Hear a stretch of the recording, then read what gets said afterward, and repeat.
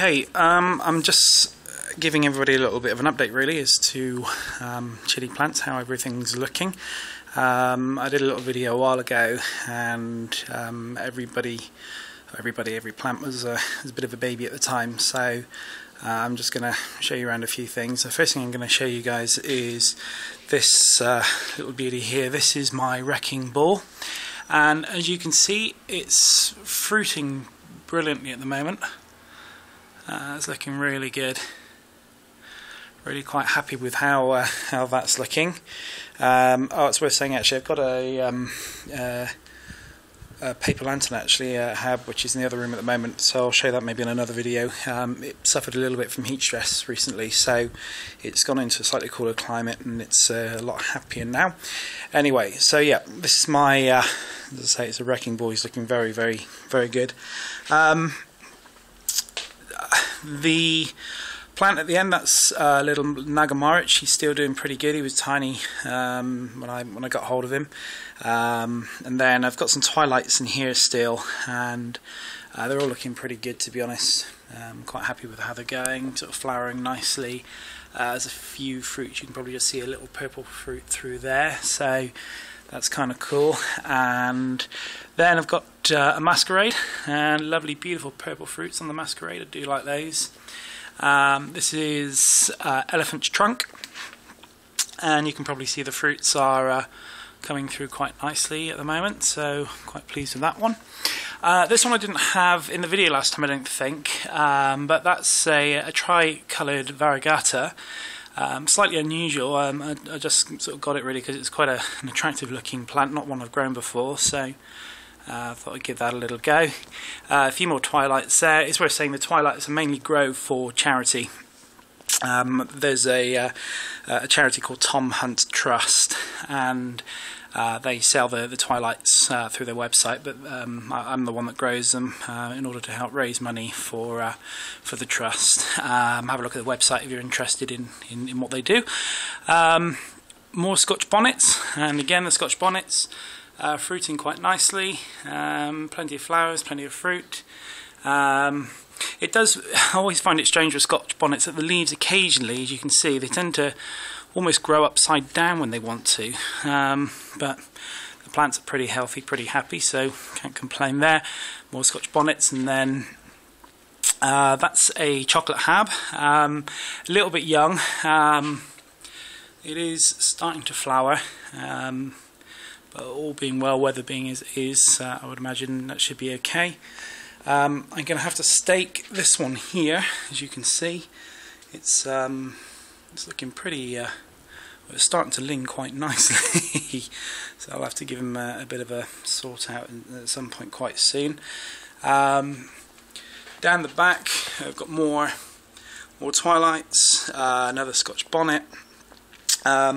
This is an Aji Lemon, and again it's looking quite cool. That, by the way, I meant to say the leaning one, that's the Trinidad Scorpion. But yeah, the Aji Lemon, sort of some fruit there, and also through there, as you can see, looking good. Another Masquerade here. The Masquerades I'm going to try and overwinter.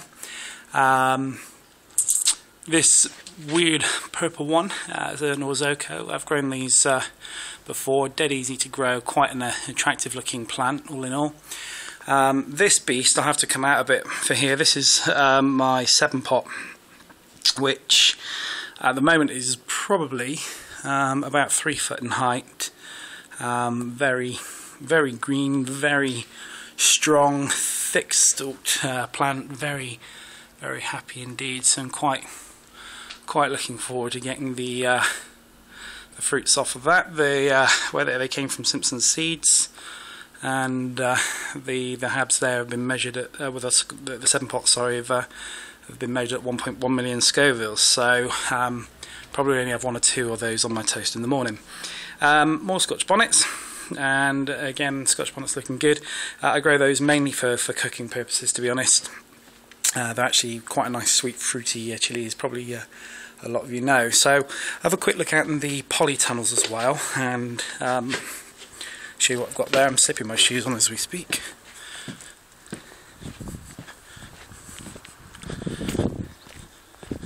So garden's in bloom quite nicely.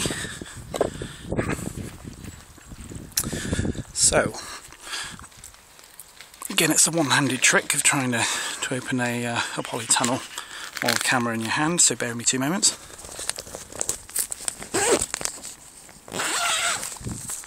You probably had a good shot of my foot there. So, okay, so in here, got some lovely riots. They're looking quite monstrous at the moment. These are actually going to be dried out, and my other half wants to use them as wedding decorations, so we'll see what she does with those. Plenty more Twilights in there. Plenty more Twilights in there. So all looking good, quite happy. And I won't show you the other tunnel, to be honest, because it's only tomatoes in there now, because other plants that were in there have been sold. So that's where I'm at the moment. As far as it goes, there was a point in time when what I was planning to do with all the plants that are in the conservatory here, the plan was to sort of separate them and use them for seeds for next year, but it's just not really been manageable this year. So everything that's in here, sort of through these windows here, they'll be they won't be too good for seeds, but I'm going to try and overwinter when I can, once I get back into my own house, as this place isn't mine at the moment. So there we go. So that's how it's all looking at the moment. Hope your chilies, if you're growing any, are looking pretty good too. And yeah, I'll probably update you again once things are starting to come through and turn red, and maybe a few taste tests as we go. Bye.